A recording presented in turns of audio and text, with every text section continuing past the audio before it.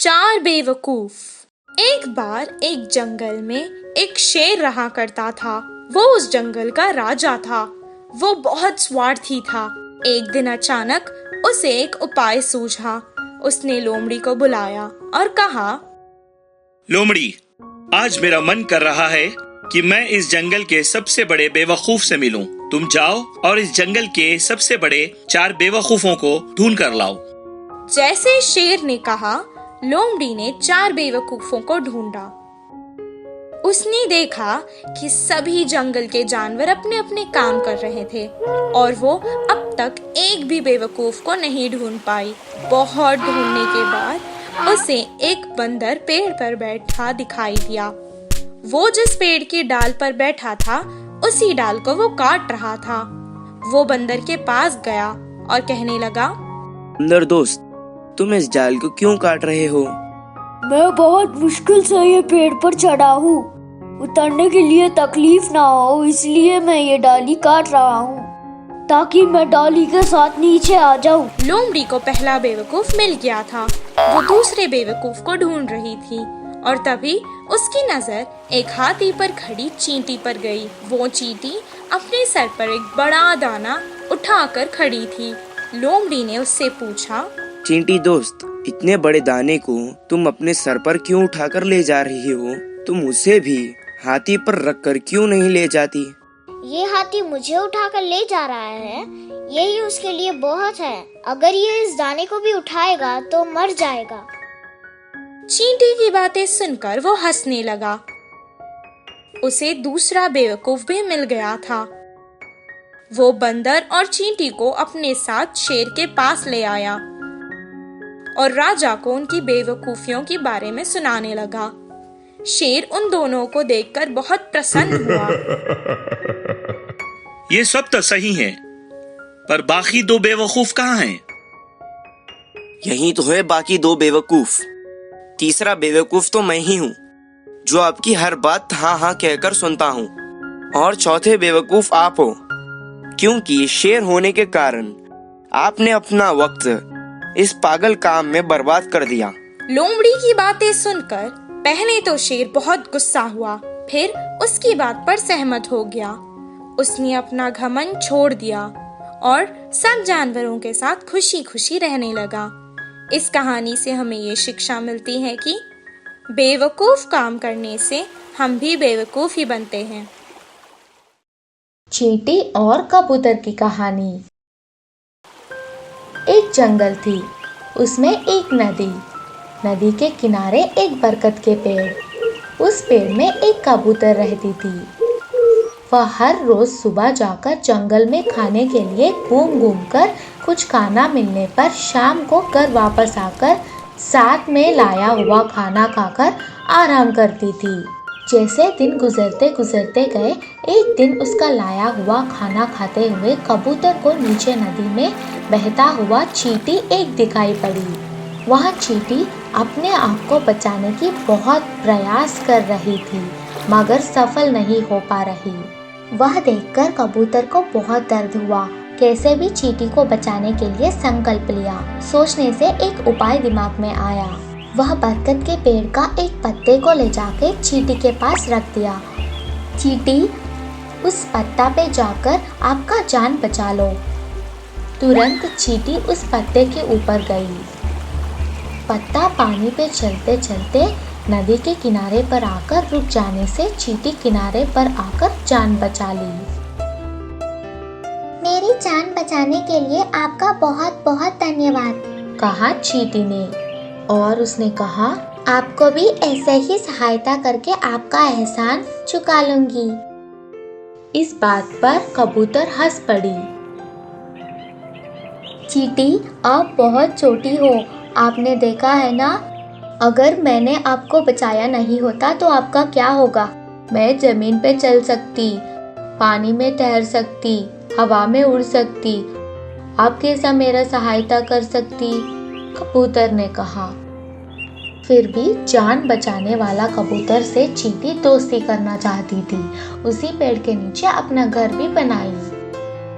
अचानक एक दिन तीर कमान से एक शिकारी उस जगह पर आया। वह पक्षियों के लिए चारों तरफ देख रहा था। पेड़ पर खाना खाता हुआ कबूतर को शिकारी ने देखा। उस समय चींटी भी शिकारी को देखा। दूसरे ही पल शिकारी पेड़ के पीछे छुपकर तीर को कबूतर पर निशान साधा। यह देखकर चींटी दौड़कर शिकारी के पास पहुंचकर तीर छोड़ने के समय देखकर शिकारी को काट दिया। दर्द से शिकारी माँ माँ करके चिल्लाया। तीर निशान से हट गई। शिकारी के आवाज सुनकर कबूतर वहां से उड़ गई। वह शिकारी जाने के बाद कबूतर वह पेड़ पर लौट कर आए। चींटी, मेरी मदद करने के लिए आपका बहुत बहुत शुक्रिया। उस दिन आपकी बात को मैंने मजाक समझा, मुझे क्षमा करो। अगर आज आप नहीं होते तो मेरे जान नहीं होती। अब से हम दोनों दोस्त बन के रहेंगे। कबूतर दोस्त बनने पर चींटी बहुत खुश हुई। इसीलिए बुजुर्ग कहते हैं, सच्चा दोस्त कभी किसी का सहायता की भूलती नहीं। माँ का कहना ना मानने वाले बतख के बच्चे। एक छोटे से जंगल में एक नदी हुआ करती थी। नदी में एक बतख और उसके 2 बच्चे रहते थे। कभी कभी बच्चे माँ से दूर जाकर नदी में खेलते थे। हमेशा उनकी माँ उन्हें समझाया करती थी, बच्चों, तुम लोग मुझसे दूर मत जाया करो। पानी बहुत तेज है, कब कौन सा खतरा तुम पर आ जाए पता नहीं। कभी भी कहीं से भी दुश्मन आ सकते हैं। इस चीज का ध्यान रखना, समझ गए ना? किसी अनजान व्यक्ति से दोस्ती मत करना। माँ का कहना मानकर वो हमेशा सतर्क रहते थे। खेल कर वापस सुरक्षित आ जाया करते थे। एक दिन वो दोनों ने नदी के बीच एक दौड़ लगाई। एक बच्चा जहाँ पानी का बहाव कम था उस तरफ से तीरता हुआ जा रहा था, तो दूसरा बच्चा जहाँ पानी का बहाव ज्यादा था वहाँ से जल्दी पहुँचने के लिए जा रहा था। मैं अगर इस तरफ से जाऊंगा तो मुझे ज्यादा मेहनत करके तीरने की जरूरत नहीं होगी, क्योंकि पानी के बहाव से ही मैं बहकर चले जाऊंगा और जीत जाऊंगा। उसे फिर माँ की सिखाई हुई बात याद आ गई। जैसे तेज पानी में बहाव होता है, दुश्मन भी आ सकते हैं और बहुत कुछ। थोड़ी देर सोचता रहा।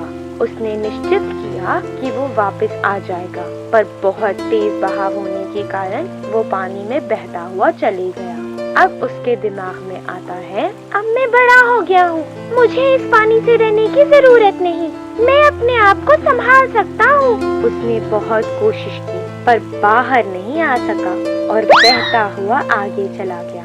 वो बहुत डर गया था और सोचने लगा कि माँ की बात ना मानने के कारण आज वो इस मुसीबत में फंस गया है। दूसरा बतख का बच्चा उसे देख रहा था। वो उसे बचा नहीं सका क्योंकि पानी का बहाव बहुत तेज था। इतने में नदी में आगे से एक नाव में बैठा आदमी आ रहा था। उसने बतख के बच्चे को देखा, उसे बचाया और किनारे पर छोड़कर चला गया। वो दोनों अपने माँ के पास गए और उसे सब कुछ सुनाया। बच्चों पर बीती कठिनाई माँ चिंतित हो गई। उसने इस घटना से सीखा कि हमेशा माँ की बात को मानना चाहिए और तब से वो माँ की हर बात मानने लगा। इसीलिए कहते हैं कि बड़ों का कहना हमेशा मानना चाहिए। खरगोश को सबक। एक जंगल में एक बहुत खूबसूरत खरगोश हुआ करता था। वो जंगल के हर जानवर के साथ दोस्ती रखता था। मैं कितना खुशनसीब हूँ, मुझे अगर एक छोटी सी भी परेशानी हो जाए तो मेरे सभी दोस्त मेरी मदद करने आ जाएंगे। अचानक एक दिन जंगल के कुछ जंगली कुत्ते उसके पीछे पड़ गए। खरगोश बहुत घबरा गया था। अपनी दोस्त की मदद से वो बच जाएगा सोचकर वो हिरन के पास गया।